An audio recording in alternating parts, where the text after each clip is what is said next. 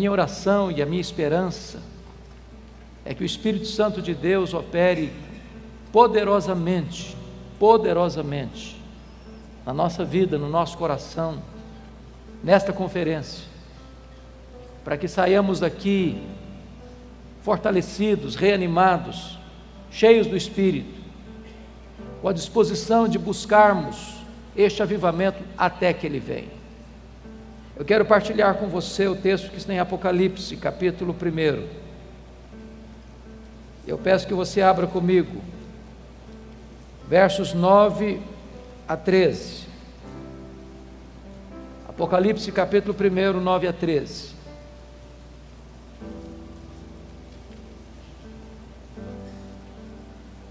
Está escrito: Eu, João, irmão vosso, e companheiro na tribulação, no reino e na perseverança.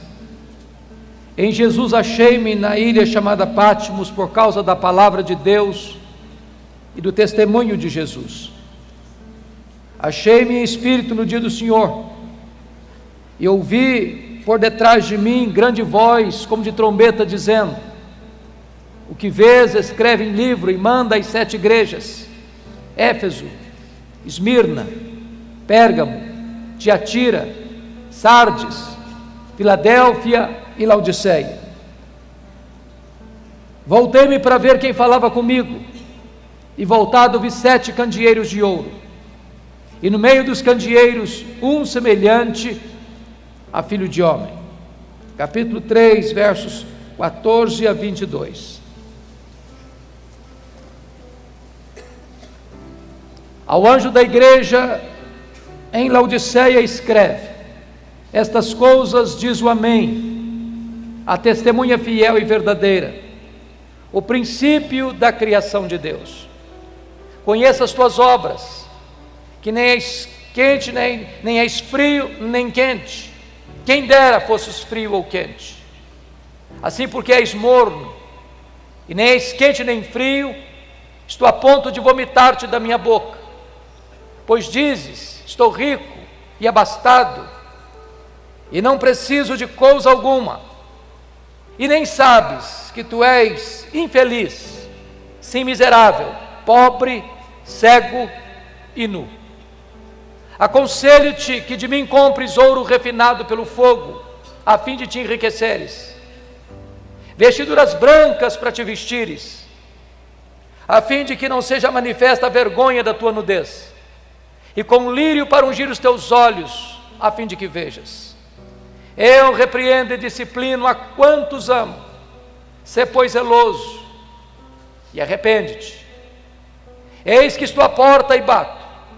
Se alguém ouvir a minha voz e abrir a porta, eu entrarei e cearei com ele, e ele comigo. Ao vencedor dar-lhe-ei sentar-se comigo no meu trono, como eu venci e sentei com o meu Pai no seu trono. Quem tem ouvidos, ouça o que o Espírito diz às igrejas. Amém.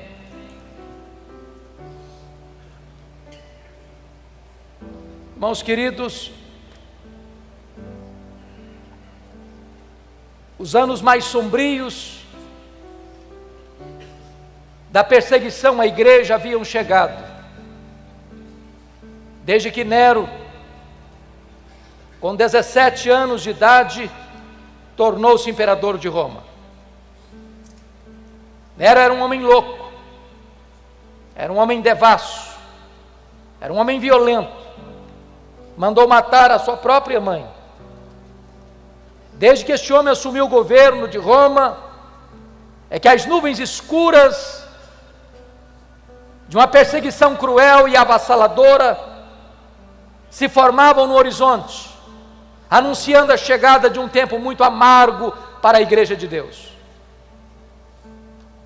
10 anos depois que este homem assumiu o governo, em 54, precisamente no dia 17 de julho, agora de 64, segundo os melhores historiadores, ele mesmo colocou fogo na capital do império. Por causa da sua megalomania, queria construir uma Roma mais bela, mais pujante, mais magnificente. Subiu para o alto da torre de Mecenas, vestido de ator, tangendo a sua lira, assistindo de lá o espetáculo das chamas, lambendo a capital do império. Foram 7 noites e 6 dias de incêndio, de 17 de julho a 24 de julho. Quando o incêndio acabou, a cidade de Roma estava devastada. Dos 14 bairros de Roma, 10 deles foram destruídos pelas chamas. Os 4 bairros restantes, densamente povoados por judeus e cristãos, dão a Nero um álibi para botar a culpa do incêndio de Roma nos cristãos. E começa então uma brutal e sangrenta perseguição contra a igreja. Os historiadores afirmam que faltou madeira para se construir cruz, tamanha quantidade de crentes que foram crucificados em Roma. Uma verdadeira chacina, um verdadeiro banho de sangue. 2 anos depois, ano 66, explode uma rebelião dos judeus em Cesareia Marítima, porque uma sinagoga fora profanada e os zelotes, que nunca foram favoráveis ao governo de Roma em Israel, rebelaram-se contra Roma. E Roma manda para lá o general Tito, para tentar controlar aquele motim, aquela revolta, aquela rebelião. 2 anos depois, ano 68, o Senado depõe o imperador Nero. Nero tira sua própria vida. 2 anos depois, ano 70, a rebelião em Israel se torna incontrolável. Então o general Tito cerca a cidade de Jerusalém. Ninguém pode entrar, ninguém pode sair. Quando todas as possibilidades de resistência haviam acabado, Tito invade Jerusalém, destrói Jerusalém, arrasa o templo de Jerusalém, não fica pedra sobre pedra, passa milhares ao fio da espada, e promove aquilo que nós chamamos de a maior diáspora, a maior dispersão dos judeus de todos os tempos, desde o ano 70 a 14 de maio de 1948, quando Israel retorna ao seu território.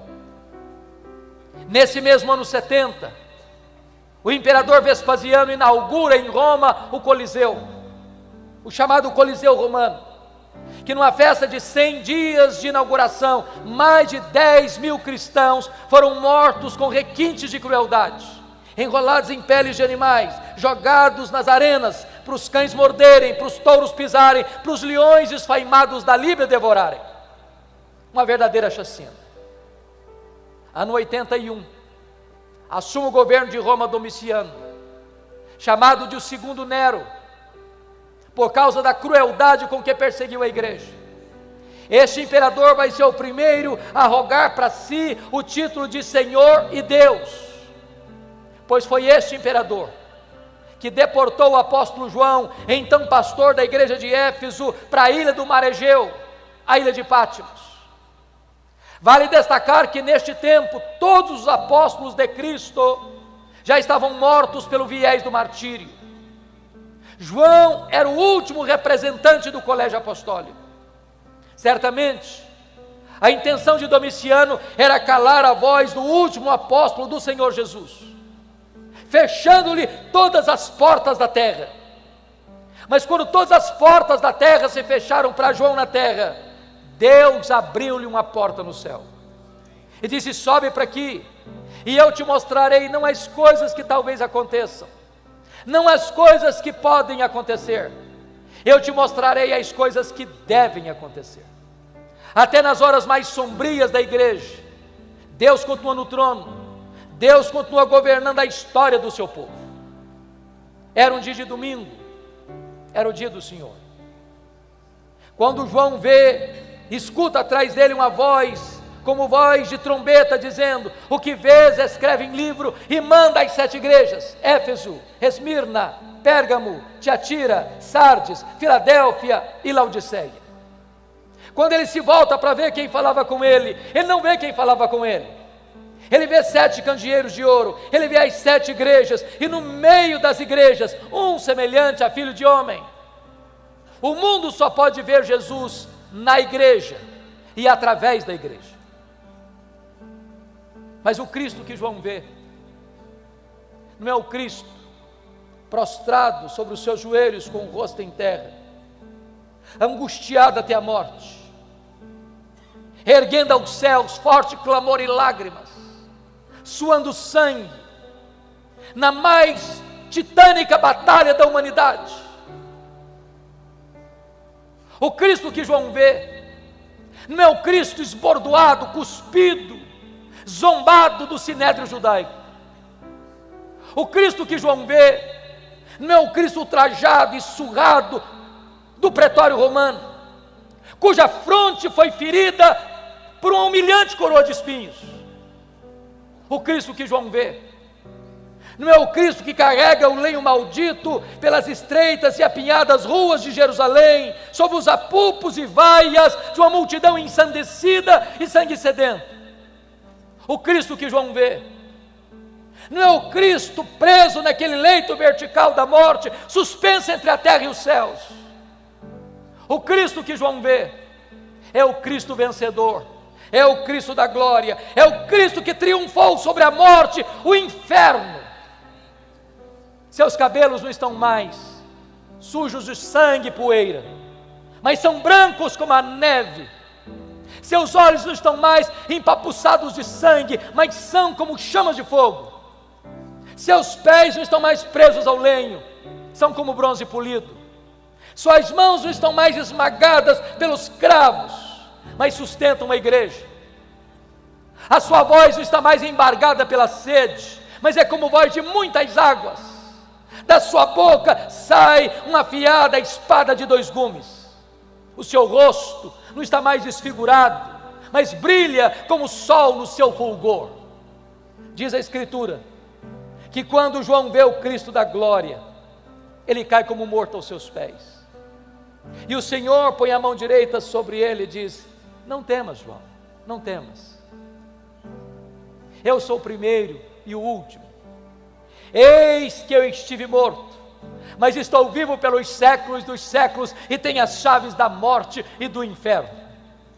Nós não servimos ao Cristo que esteve vivo e está morto, nós adoramos o Cristo que esteve morto e está vivo pelos séculos dos séculos.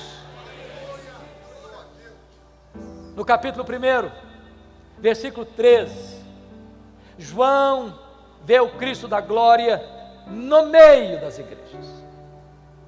E eu quero dizer para você nesta noite, que Jesus está aqui no nosso meio. E é porque Ele está aqui que você e eu estamos aqui. É porque Ele está aqui que nós temos uma grande expectativa, uma enorme esperança de que Deus pode nos visitar e trazer sobre nós um poderoso reavivamento espiritual. Mas no capítulo 2, versículo 1, nós somos informados que Jesus está andando no meio dos candeeiros, andando no meio das igrejas. Para quê? Para sondar a igreja, para exortar a igreja, para corrigir a igreja, para disciplinar a igreja, para consolar a igreja, para fazer promessas à sua igreja. E eu estou certo de que Jesus está aqui, sondando-nos, corrigindo-nos, disciplinando-nos, exortando-nos, consolando-nos, fazendo-nos promessas. E na medida que Jesus vai caminhando entre as igrejas, há um estribilho que se repete em todas as cartas. E o estribilho é este: eu conheço, eu conheço, eu conheço, eu conheço, eu conheço, eu conheço, eu conheço. Para 5 destas 7 igrejas, Jesus vai usar a mesma expressão para a igreja de Éfeso, Tiatira, Sardes, Filadélfia e Laodiceia. Ele diz assim: eu conheço as tuas obras. Aquilo que o seu pai não sabe, eu sei. Aquilo que a sua mãe não sabe, eu sei. Aquilo que a sua mulher não sabe, eu sei. Aquilo que o seu marido não sabe, eu sei. Aquilo que o seu pastor não sabe, eu sei. Aquilo que a lei não sabe, eu sei. Aquilo que você fechou a porta do quarto para ninguém ver, eu estava lá. Ninguém pode esconder nada daquele cujos olhos são como chamas de fogo. Ele conhece a sua igreja. Ele não se deixa enganar por performance humana. Ele não se deixa ludibriar pelo verniz das emoções. Ele conhece a verdade no íntimo. Mas para a igreja de Esmirna, a mais pobre igreja da Ásia, Jesus vai usar uma outra expressão. Ele diz assim: eu conheço a tua tribulação e a tua pobreza, mas tu és rico. Me conforta isso, porque Jesus também conhece as suas dores, os seus gemidos, os seus soluços, as suas noites indormidas, as suas madrugadas insones, as angústias que assaltam o seu peito, as dores profundas que latejam em sua alma. Jesus conhece, e Jesus me choca, porque você e eu temos uma noção do que é uma igreja rica. A igreja mais pobre da Ásia, Jesus diz assim: eu conheço a tua pobreza, mas tu és rico. O que é uma igreja rica para nós hoje? É uma igreja que tem muitos membros? É uma igreja que tem um templo suntuoso? É uma igreja que tem um orçamento robusto? É uma igreja que tem muitos membros influentes na sociedade? Essa é a concepção que nós temos de uma igreja rica. Mas Jesus se dirige à mais pobre igreja da Ásia e diz: tu és pobre, mas aqui em cima tu és rica. Pobre aos olhos dos homens, rica aos olhos de Deus, pobre na terra, rica no céu. O que é importante não é ser rico na terra, é ser rico no céu. Não é ser rico aos olhos dos homens, mas ser rico aos olhos de Deus. Por outro lado, a igreja mais rica da Ásia, a igreja que dizia para si mesma: eu sou rica, eu estou abastada, eu não preciso de nada. Jesus olha para essa mesma igreja e faz um outro diagnóstico e diz: tu és pobre, miserável, cego e nu. Mas para a igreja de Pérgamo, Jesus vai usar uma outra expressão. Ele vai dizer assim: eu conheço o lugar onde tu habitas, onde está o trono de Satanás. E eu não sei se você já perguntou por que Jesus disse isso sobre Pérgamo. Vocês sabem que Pérgamo era a segunda maior cidade da Ásia, só perdia para Éfeso, que era a capital.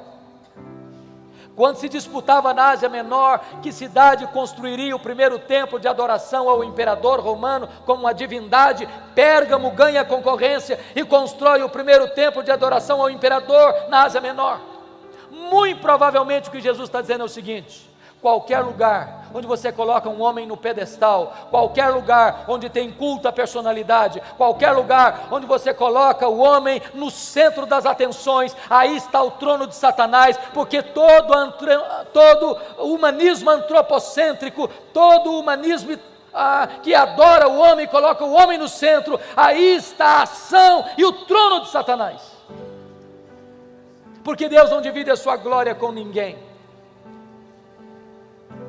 Mas muito provavelmente, em segundo lugar, Jesus disse isso sobre Pérgamo, porque Pérgamo era a sede do culto a Esculápio. Lá ficava o templo de Esculápio. E Esculápio era conhecido como Deus da cura. E o símbolo deste Deus pagão era uma serpente. É por isso que até hoje, quando você vai ao seu médico, você vai ver bordado no jaleco branco de seu médico uma serpente. Isso vem de Pérgamo, isso vem de Esculápio, isso vem do Deus da cura. Muito provavelmente o que Jesus está dizendo é o seguinte: qualquer lugar onde uma pessoa venera uma imagem criada e forjada pela mente e pelas mãos humanas, aí está o trono de Satanás. Porque o ídolo é nada, ele é gesso, ele é mármore, ele é pedra, ele é prata, ele é ouro. Ele tem boca e ele não fala, ele tem pés e ele não anda, ele tem mãos e ele não apalpa, ele tem olhos e ele não enxerga, mas por trás do ídolo estão os demônios. que é magnífico é que onde Satanás tem um trono, ali Jesus planta uma igreja para adorar e servir o Rei dos Reis e o Senhor dos Senhores. Jesus está andando no meio das igrejas, e Ele está andando entre nós nessa noite. E na medida que Jesus vai caminhando entre as igrejas, Ele tem elogios a fazer, Ele tem censuras a fazer. Para 2 igrejas, apenas elogios, nenhuma censura. Para quais igrejas? Para Esmirna, a mais pobre. Para Filadélfia, a mais fraca. Jesus se dirige à igreja de Filadélfia dizendo: eu conheço as tuas obras, tu tens pouca força, mas eu coloquei diante de ti uma porta aberta, e a porta que eu abro, ninguém fecha, e a porta que eu fecho, ninguém abre. O que é importante não é ser forte na terra, o que é importante é ser fiel ao Deus Todo-Poderoso. Mas para 4 igrejas, Jesus vai fazer elogios e censuras.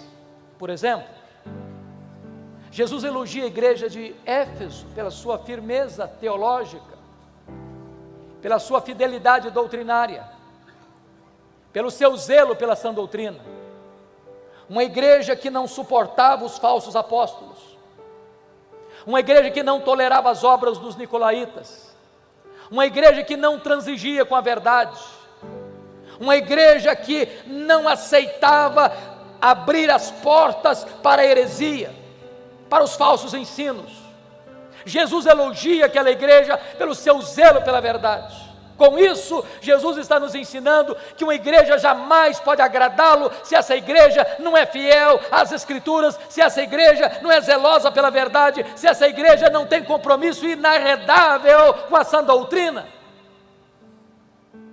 Você e eu não temos o direito de mudar a mensagem e torná-la mais palatável para agradar a freguesia. A palavra de Deus deve ser pregada com integridade, com fidelidade, porque o papel da igreja não é ser popular, é ser fiel. Jesus, entretanto, se dirige a esta igreja dizendo: tenho, porém, contra ti uma coisa, é que tu abandonaste o teu primeiro amor. E aqui corremos um sério risco, porque às vezes até na defesa da ortodoxia, uma igreja pode perder a piedade. Mantém a ortodoxia intacta, mas não tem mais vida, mas não tem mais entusiasmo, mas não tem mais brilho nos olhos, mas não tem mais calor espiritual. Tem luz na cabeça, mas não tem fogo no coração. E é preciso alertar-nos que nada mata mais do que a ortodoxia morta. Pessoas que têm a mente arejada pela verdade, mas o coração está seco, está árido. Já colocou a vida cristã no piloto automático. O culto acontece, a pregação, a oração, os cânticos, mas tudo dentro de um mecanicismo árido. Não tem mais vida, não tem mais entusiasmo, não tem mais amor por Deus, o coração não arde mais, os olhos não brilham mais, não mais a alegria exultante, cheia de glória. E eu posso lhes dizer, irmãos, que a ortodoxia é necessária, que ela é vital, que ela é insubstituível, que nós jamais podemos negociar a verdade, mas só ortodoxia sem piedade não serve.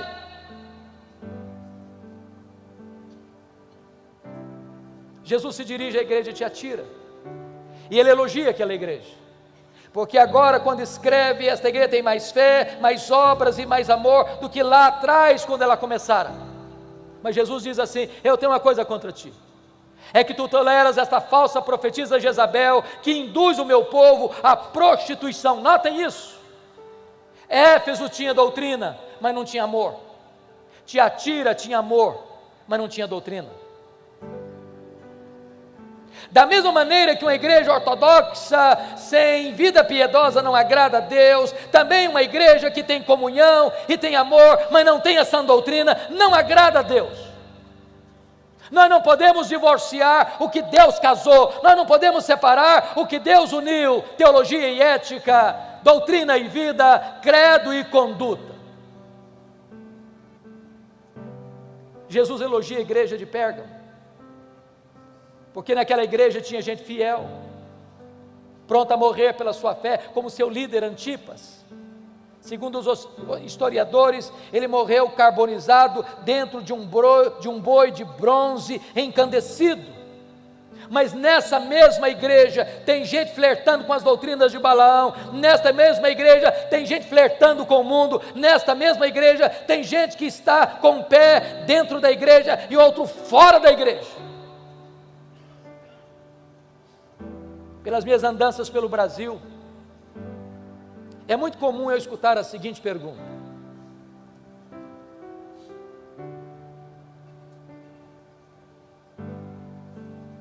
qual a avaliação que o senhor faz da igreja evangélica brasileira?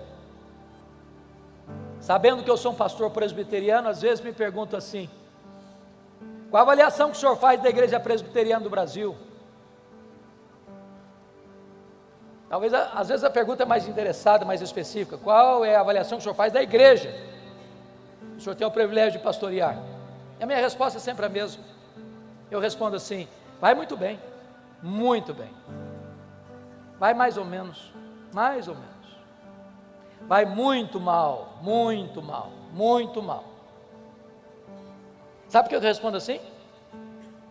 Porque numa mesma igreja, que escuta o mesmo pastor, que se assenta ao redor da mesma mesa do Senhor, que canta no mesmo conjunto coral, tem gente cheia do Espírito Santo, tem gente capengando na fé, tem gente vivendo em pecado, numa mesma congregação.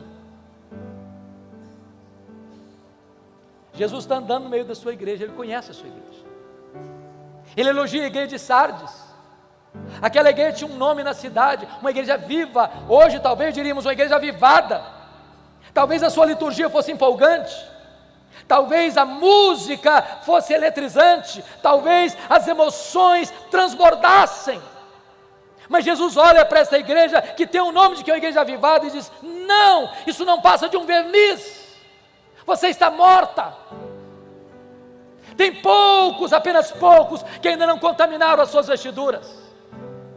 E com isso Jesus me ensina 3 verdades. Primeiro, ele me choca. Sabe por que me choca? Porque a igreja que diz que é pobre, Jesus não, você é rica. A igreja que diz que é rica, Jesus não, você é pobre. A igreja que diz que é viva, Jesus não, você está morta. A igreja que diz que é fraca, Jesus não, mas eu coloquei diante de você uma porta aberta. Então, 3 coisas eu aprendo. Primeiro, o que é importante não é o que você pensa a seu respeito. O que é importante não é o que as pessoas dizem a seu respeito. O que é importante é o que Jesus diz a seu respeito. Jesus não tem uma opinião a seu favor, a seu respeito. Jesus tem o diagnóstico. Ele conhece as nossas obras. Mas, queridos irmãos, para uma igreja não tem elogio nenhum, apenas censuras. Que igreja é essa? Laodiceia. Eu peço que você vá comigo agora para o capítulo 3. É curioso que a igreja que recebe apenas censura de Jesus, que mais fez Jesus sofrer, é a igreja que tem a melhor opinião de si mesma de todas as 7 igrejas. Tem a melhor autoavaliação. Essa igreja se olhava no espelho e dizia assim: estou bem na fita. Ela aplaudia a si mesma. Ela formava um grande coro diante do espelho para cantar o hino: quão grande és tu.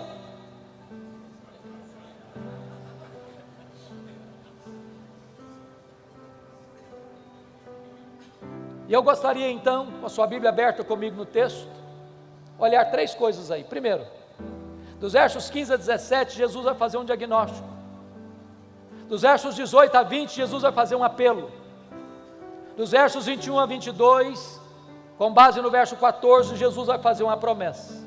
Vocês sabem que Laodiceia ficava na região do vale do rio Lico, a região mais fértil da Ásia. Ainda hoje é a região mais fértil da Turquia. Vocês sabem que naquele vale ficavam 3 cidades: Hierápolis, Colossos e Laodiceia.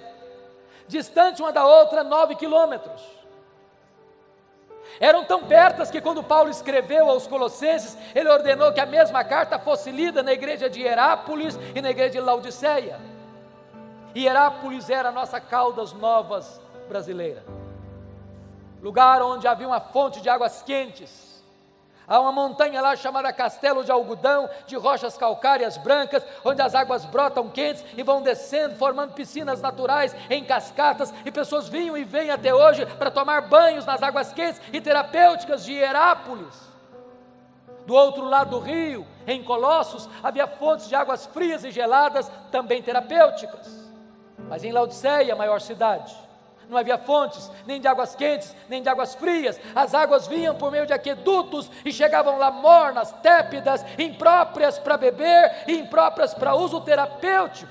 O que Jesus Cristo faz? Ele pega esse gancho da geografia e diz assim: quem dera tu fosses quente como as águas de Hierápolis, quem dera tu fosses fria como as águas de Colossos, mas porque tu és morna com as águas que chegam na cidade, eu estou a ponto de vomitar-te da minha boca.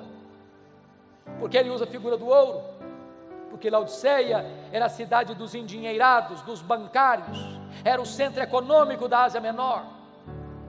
Jesus diz: vocês se orgulham do ouro que vocês têm, mas espiritualmente vocês estão pobres. Por que Jesus usa a figura da roupa branca? Porque Laodiceia era o maior centro têxtil da Ásia Menor. Jesus diz: vocês se orgulham das suas fábricas de roupas, mas vocês espiritualmente estão nus. Por que Jesus usa a figura do colírio? Porque Laodiceia era o maior centro médico, sobretudo oftalmológico, da Ásia Menor. Havia lá um remédio que produzia o pó frígio, de que fazia o colírio, famoso no mundo inteiro. E Jesus diz: vocês se orgulham das suas clínicas de olhos, mas espiritualmente vocês estão cegos. Sabe o que Jesus está fazendo? Um diagnóstico. Mas sabe o que é que me choca? Não é o que Jesus vê na igreja, é o que ele não vê. Se não, vejamos. Leia 7 cartas e vocês verão isso. A igreja que mais fez Jesus sofrer, a igreja que provocou náuseas em Jesus, não recebe de Jesus nenhuma censura de problemas doutrinários. Não tem falsos mestres, não tem falsos profetas, não tem falsos apóstolos, não tem doutrina de Balaão, não tem doutrina de Nicolaitas, não tem falsa profetisa Jezabel, não há nenhuma ameaça doutrinária à igreja.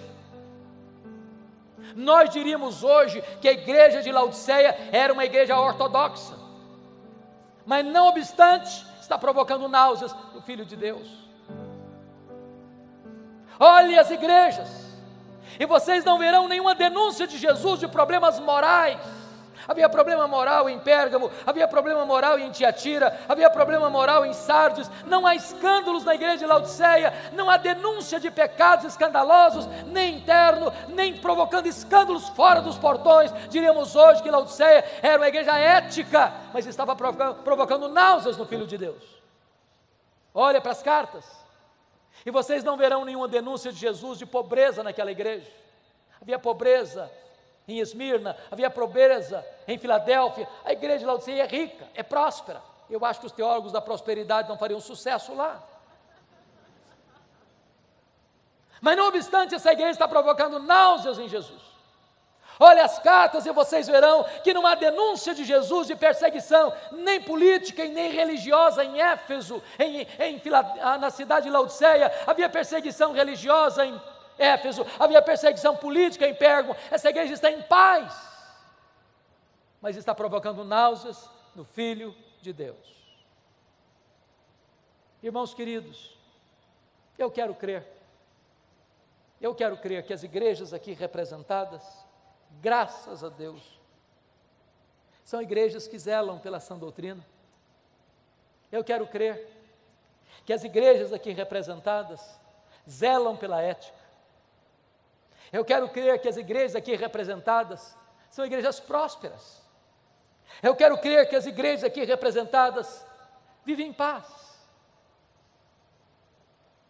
Eu quero dizer que a ortodoxia é uma bênção. Eu quero dizer que o zelo pela ética é uma bênção. Eu quero dizer que a prosperidade que vem de Deus é uma bênção. Eu quero dizer que a paz é uma bênção.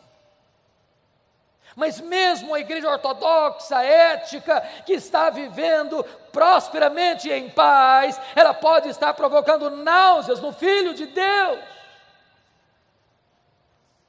Então resta-nos uma pergunta: o que é que Jesus viu na igreja de Laodiceia que deu náuseas nele? Só uma coisa, irmãos: falta de fervor espiritual, apatia, mornidão, falta de entusiasmo, falta de vibração, falta de brilho nos olhos, falta de fogo no coração, falta de zelo pelas coisas de Deus. É colocar a vida cristã no piloto automático, é permitir que um mecanicismo árido domine a igreja. E eu tenho rodado este país de norte a sul, de leste a oeste. Tenho pregado em mais de 1000 igrejas das mais diversas denominações do nosso país. E eu não tenho dúvidas, irmãos, de que o problema da igreja evangélica brasileira é falta de fervor espiritual. E eu não estou falando de emoções. Em muitos lugares elas transbordam, noutros lugares elas minguam. Eu estou falando de fervor que, como já foi dito neste culto, não é produzido pelo homem, só o Espírito de Deus pode produzir. Falta fervor, queridos, falta quebrantamento, falta choro pelo pecado, falta arrependimento genuíno, falta fome de Deus, falta sede pela palavra, falta oração, falta avivamento. Eu temo, irmãos, eu temo que haja uma onda de secularização avançando galopantemente para dentro das igrejas evangélicas deste país. O índice de divórcio dentro das igrejas cristãs hoje é quase o mesmo fora das igrejas. O número de gente que vai para a cama com o namorado e com a namorada dentro das igrejas hoje é quase o mesmo fora das igrejas. A quantidade de crente desonesto, mentiroso, que dá cheque sem fundo e não tem compromisso com a ética dentro das igrejas hoje é quase o mesmo fora das igrejas.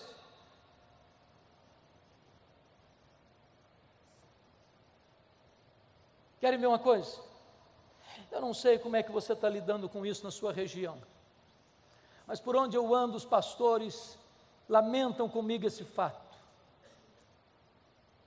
As festas de casamento dos nossos crentes estão se transformando numa vergonha, uma vergonha. Você sai da igreja, onde você adora a Deus, onde você prega, você ora, você canta, você invoca a bênção de Deus, e dali sai para um rico cerimonial e lá o pau quebra. O pau quebra. Porque a música que rola lá não tem nada a ver com Deus, mas não. Bebidas alcoólicas, se serve todas.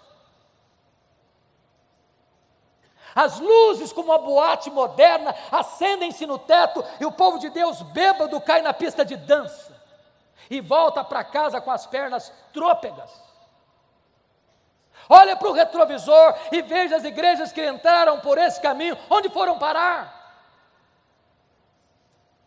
Ou a igreja tem a coragem de botar o pé no freio, ou nós entraremos para dentro desta avassaladora secularização.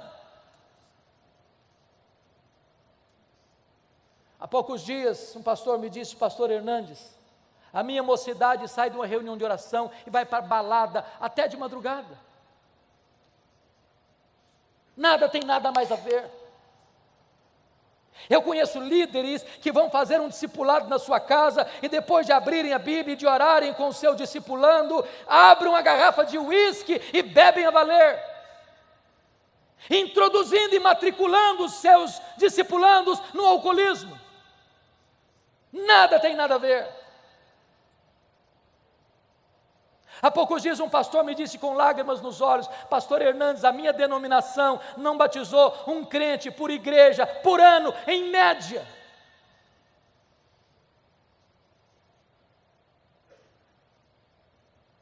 Meus amados irmãos, eu estive agora retornando essa semana passada de uma viagem a Israel e Europa.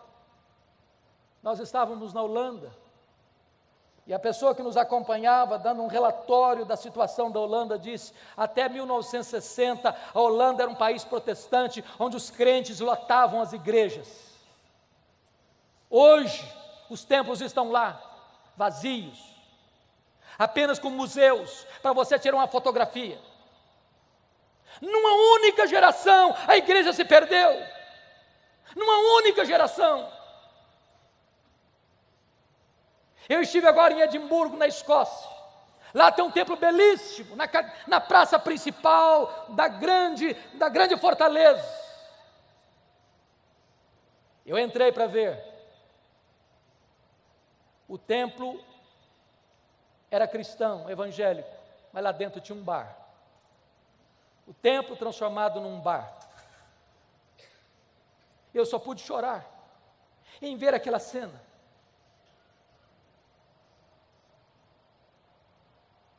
Irmãos queridos, sabe o que significa isso? Nós precisamos de um avivamento espiritual. Se nós não quisermos entrar por esse mesmo caminho,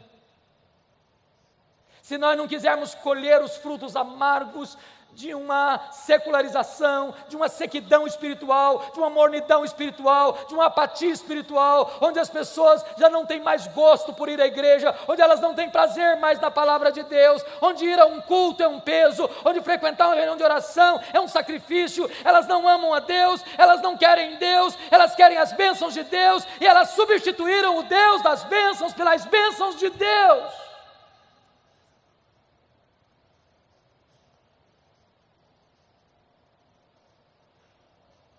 Depois que Jesus Cristo faz esse diagnóstico, Ele vai fazer um apelo. E Ele começa no verso 18 assim: aconselho-te, que de mim compres ouro refinado pelo fogo, para te enriqueceres, vestiduras brancas, para te vestires, a fim de que não seja manifesta a vergonha da tua nudez, e colírio para ungir os teus olhos, a fim de que vejas. E Jesus está me ensinando aqui o segredo, o caminho da restauração do fervor espiritual, porque está dizendo: aconselho-te que tu compres de mim, e Ele que é o dono da igreja, e Ele que é o cabeça da igreja, e Ele que manda na igreja, se apresenta como um mercador, dando conselhos. Ele tem um produto para vender, o produto é vital, e o preço é de graça. Aconselho-te que tu compres de mim, que tu compres de mim, que tu compres de mim, disse Jesus. Sabe o que Ele está nos ensinando? Há muitas pessoas que, percebendo falta de fervor, foram buscar fervor em fontes rotas, em doutrinas falsas, em experiências heterodoxas, e se perderam nos labirintos do misticismo. Nós não precisamos recorrer às últimas novidades do mercado da fé para buscarmos fervor, para buscarmos avivamento, queridos. Nós precisamos nos voltar para Jesus. É só Ele que pode aquecer o nosso coração, é só Ele que pode inflamar a nossa alma, é só Ele que pode derramar sobre nós poderosamente do seu Espírito. Porque quando os nossos olhos se abrem para contemplar a beleza do nosso grande Deus e Salvador Jesus Cristo, o nosso coração aquece. E quando os nossos olhos se abrem e o coração aquece, os pés se apressam. E quando os olhos se abrem e o coração aquece e os pés se apressam, os lábios se abrem para dizer que Ele está vivo e que Ele é a razão da nossa vida. Quando chega o verso 19, Jesus tem uma declaração a fazer e tem uma ordem a dar. E a declaração é esta: eu repreendo e disciplino a quantos amo.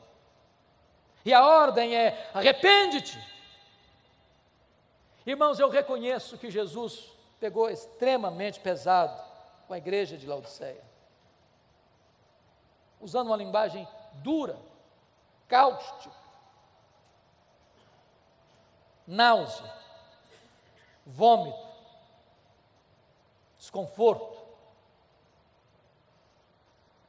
Nada provoca tanto desconforto em Jesus do que uma igreja apática, morna, árida. Mas sabe por que ele pegou pesado com essa igreja? Sabe por que Jesus pega pesado com você e comigo? Porque ele está dizendo o seguinte: eu não desisto de você, eu não abro mão da sua vida,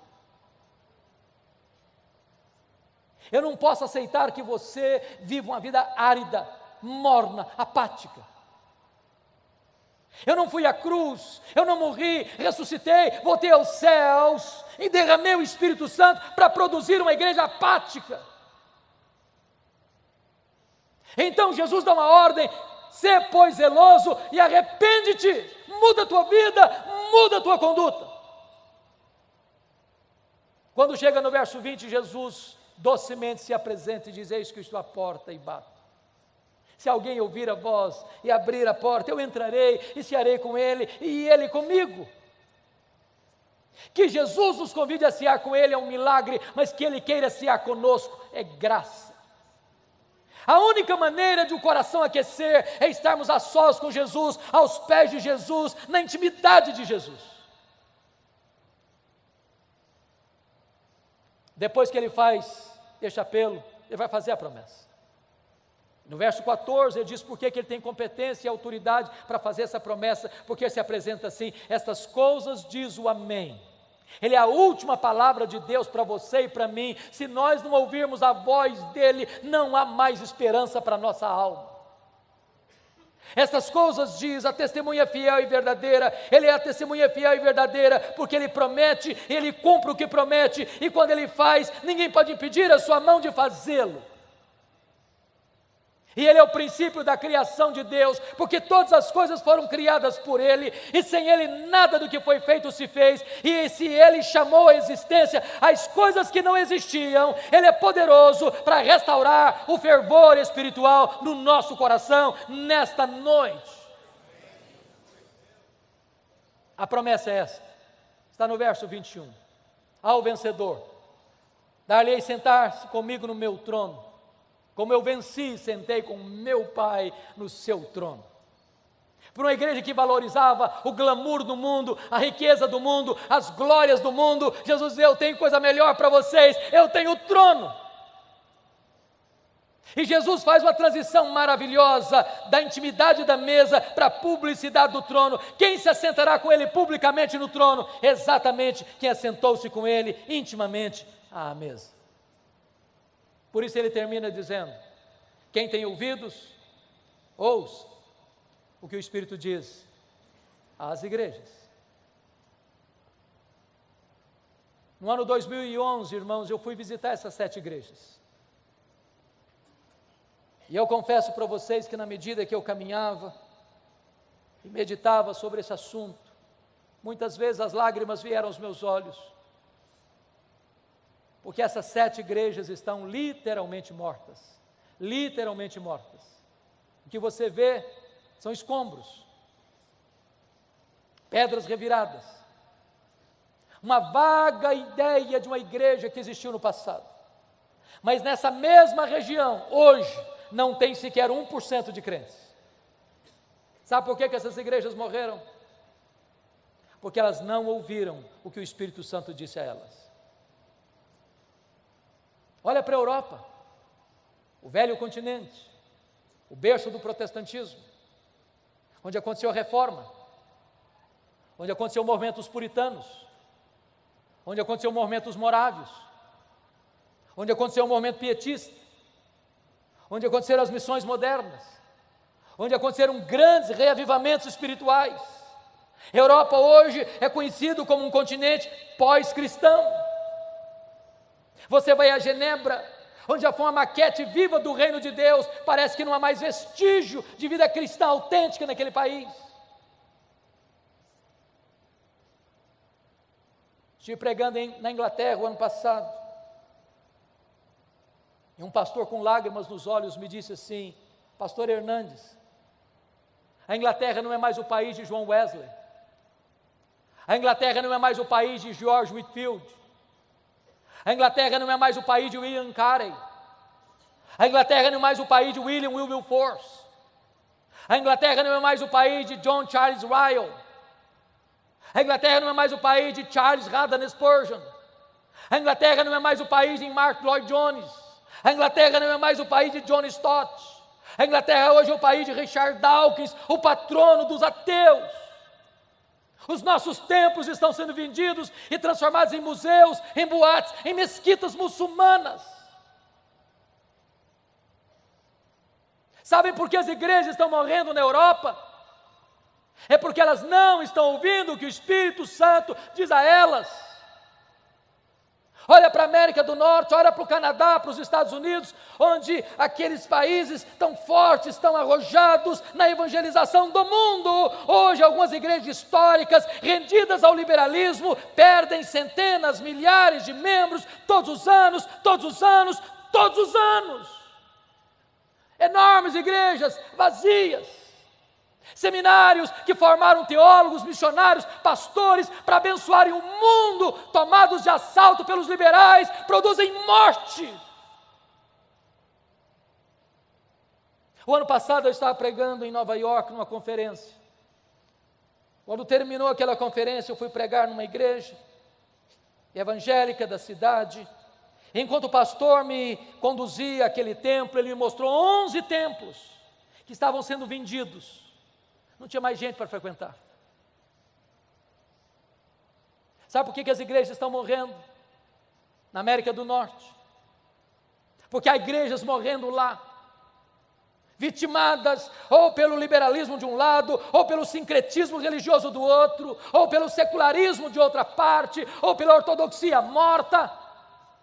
É porque não estão ouvindo o que o Espírito Santo diz às igrejas. Olha para o Brasil, irmãos, onde nós já temos sinais de denominações inteiras se rendendo ao liberalismo, onde pastores já não acreditam mais que a Bíblia é a palavra de Deus, infalível, inerrante e suficiente. Igrejas que, em vez de avançarem contra as portas do inferno, já estão dando marcha ré e perdendo membros ano após ano. Olha para o Brasil, e você vai ver mega templos lotados e lotados de multidões e multidões, mas aí não tem evangelho, não se prega sobre a graça, não se prega sobre a cruz, não se prega sobre o novo nascimento, não se prega sobre a justificação pela fé, não se prega sobre a santificação, não se prega sobre o Espírito Santo, não se prega sobre as bem-aventuranças eternas, não se prega sobre a condenação eterna, não tem evangelho, e onde não tem palavra de Deus, não tem o Deus da palavra. Olha para o Brasil, e você vai ver denominações históricas que, embora mantenham a ortodoxia, mas muitas delas já perderam o fervor, já perderam o entusiasmo, já estão secas, já estão áridas, já estão mornas, já estão apáticas, precisando de um sopro de vida. Oh, irmãos, nós precisamos de um avivamento espiritual, nós precisamos de um sopro do céu. Nós precisamos do vento impetuoso do Espírito para soprar as cinzas, para reacender as brasas, para levantar um fogo santo que queima, que limpa, que purifica e que alastra em nome de Jesus.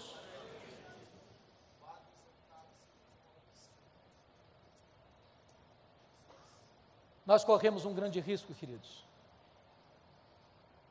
porque a cada 3 gerações uma igreja pode correr o risco de entrar num processo de esfriamento, de secularização, de apostasia. Aquela geração que nasceu no Egito, morreu no deserto. A segunda geração que nasceu no deserto, entrou na terra prometida. A terceira geração que nasceu na terra prometida, diz a Bíblia, não conhecia Deus mais. Talvez os nossos avós foram mais crentes que os nossos pais. Talvez os nossos pais estão sendo mais crentes do que nós. Talvez nós estamos sendo mais crentes que os nossos filhos. Se Deus não tiver misericórdia, a igreja evangélica brasileira pode legar aos seus filhos e aos teus netos uma igreja apática. Que Deus tenha misericórdia de nós. Que Deus sopre sobre nós um alento de vida, para que os nossos filhos e os nossos netos herdem uma igreja mais viva, mais operosa, mais cheia da graça, mais cheia do Espírito, mais cheia do poder de Deus. Que Deus nos ajude.